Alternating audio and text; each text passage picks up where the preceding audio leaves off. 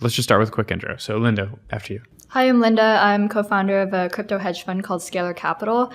We focus on long-term investing in this space with a strong emphasis on privacy coins. And then before that, I was a product manager at Coinbase. I joined pretty early on and just been passionate about cryptocurrencies for a very long time. What is a blockchain? A blockchain is essentially a decentralized public ledger where you can have a recording of all the transactions that have happened on it without having a centralized entity that's kind of dictating what happens or someone that can manipulate the data. And all of this is just done in a decentralized fashion, so you don't have to trust who's actually controlling it. I think that it's important to separate like a cryptocurrency from new coins that have come out that are essentially, people refer to them as crypto assets because it's essentially more than just money at this point. So Ethereum's a smart contracts platform, and smart contracts are essentially, you can think of it just like a contract that is essentially just programmable logic where you essentially have a decentralized network of computers that's executing this logic without having to rely on a centralized source that can get shut down or manipulate the information or data. So there's plenty of use cases for that in the financial system, healthcare, legal system. So I view that as really powerful, just automating things and allowing there to not be a centralized point of failure. And I think that's one of the most important parts of what this produces. Cool. And so to jump into a question from Twitter, JP asks, what are the top use cases you guys think are going to go mainstream in 3 years? But yeah, the two ones that I think will go mainstream are decentralized exchange and probably gaming, something along the lines of collectibles. So out in the world in the crypto community, there's been crypto kitties. Yep. So you can collect a unique digital cat on the blockchain. And so that can never be destroyed. You own that permanently. And so that just got really popular. People were kind of just collecting it like just digital Beanie Babies in a way. And you can breed them together and produce new unique cats. And now you have a society where you can just collect everything in a digital manner and you can freely trade this. And so that pairs well to me with decentralized exchange. I'm really excited about decentralized exchange because you can now have a bunch of people that can participate in these markets and trade anything they want, trade digital cats if they want. And it's really cool. And so more people can just participate in the network at this point. Yeah. And what about the decentralized apps that people are talking about and kind of dreaming about now? What's the timeline on something like that? Yeah, I generally agree. I think my time span is just a little bit shorter, maybe like 3 to 5. But I think that there's a lot of scaling issues that need to be solved before anything can go mainstream.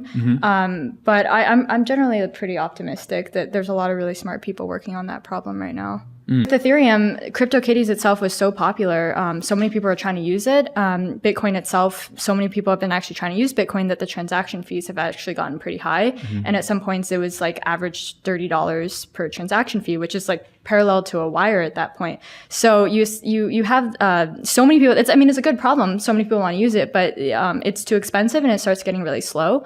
And then in Ethereum's case, I know there's a lot of scaling work being done. There's also Plasma, which is Joseph Poon and Vitalik wrote about, which essentially you have blockchains within blockchains. And so you just like have all this work being done on these like blockchains within a main blockchain. And if you ever want to, because the idea is that you don't really care about what everyone else is doing. You only really care about what your transactions are all about. Yeah. So you're like isolated in your own little blockchain. And only when something goes wrong do you ever have to like leave that blockchain and like go back to the main one and report something's wrong.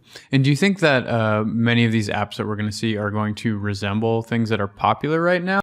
Personally, I never thought cryptocurrencies were going to take off in the US or anything at first. I think it's going to be in countries where people don't have bank accounts primarily, and they now need a method of actually storing their own funds, or countries where the currency is just getting inflated away, and so the currency is not valuable. So I find that like in certain countries, the use cases of cryptocurrency actually matter more than in countries where there's really strong financial infrastructure. In China, where you have all this censorship of using different applications, I could really see decentralized applications taking off in China. And although it is pretty nice to see that there are like different hubs around the world of blockchain development. So there's like Berlin, and I know places in Argentina, and Switzerland is another area. So like it's pretty cool to see like more hubs pop up in the space. Yeah, and how much do you think governance and regulation is going to affect those hubs? So you're already seeing, I actually know a few people that are trying to move out of California, especially because California has really high taxes. Yeah, I mean, that one's hard because I really believe in decentralized systems and everyone should have access to this. But at the same time, if something straight up looks like a security token and you're issuing it in the US, I think that rightfully falls under the SEC regulations. So I do think that it's important to be complying with this as long as it's very clear it's a security token. Although I really think that there are plenty of cases where like a governance token doesn't fall under that jurisdiction. So it's really important to kind of like make the distinction that not all tokens are the same. Where do you think the opportunities are now?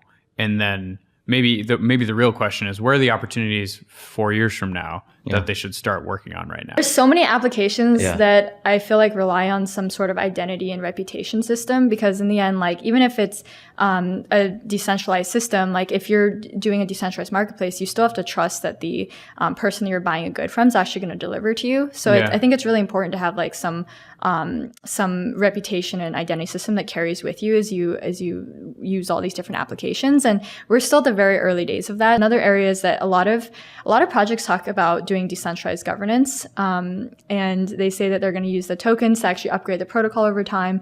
But there's so much research that needs to be done there. So I think there's massive opportunity to really figure out what's the best way to handle governance in a decentralized manner.